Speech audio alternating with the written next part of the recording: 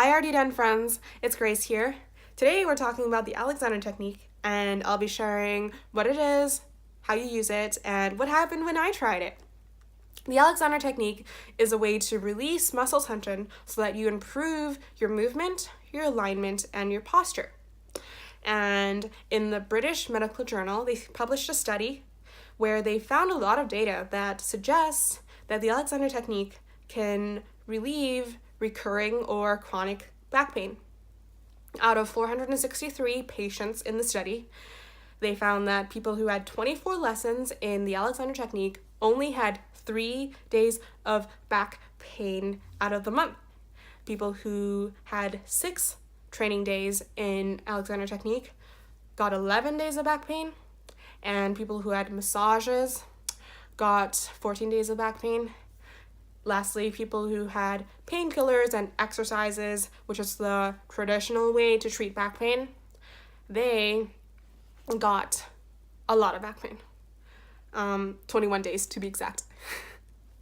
So, all in all, the data points to the fact that the Alexander technique is effective in relieving back pain. Now, what I have learned about the Alexander technique, I have learned through doing research of my own, through reading, and through talking to people. So I have personally not been formally trained in the Alexander technique, but I want to share with you my journey in exploring the Alexander technique, and hopefully it will help you out. It will either inspire you or make you stay away from the Alexander technique. This quote is from Joe Searby. He says that the Alexander technique is a set of simple, practical, mental, and physical skills tailored to the individual.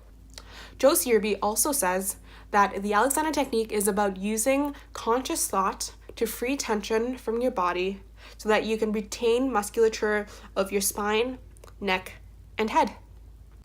If you have any health concerns or questions, it's a really good idea to go consult a healthcare professional.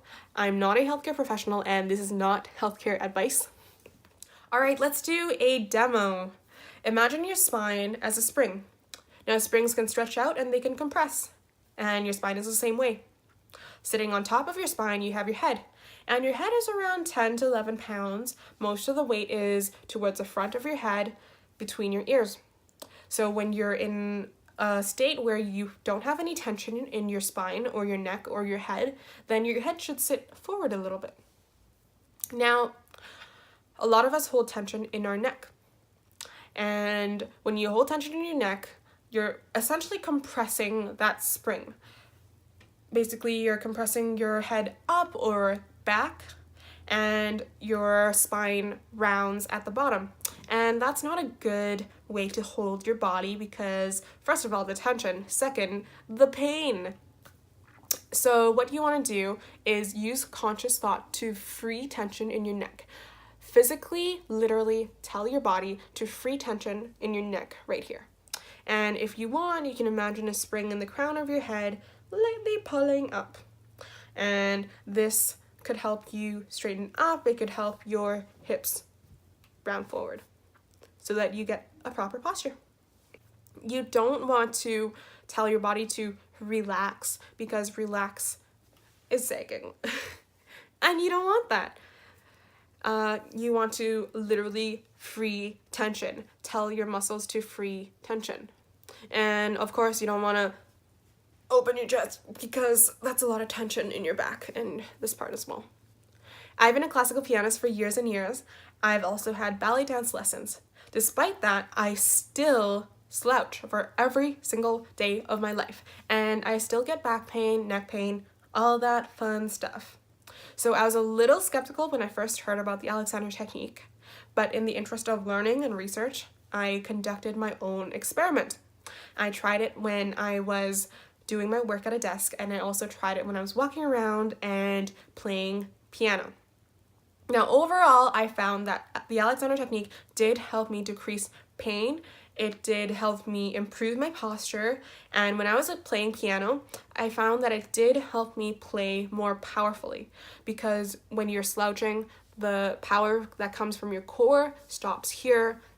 There's a kink here, But when you're able to release tension and, play at an optimal posture, you find that the energy coming from your core is able to be channeled right into your fingertips and into your playing. And that's a very good thing for someone who likes to play loud music like Chopin, Bach. No, not Bach. What am I talking about?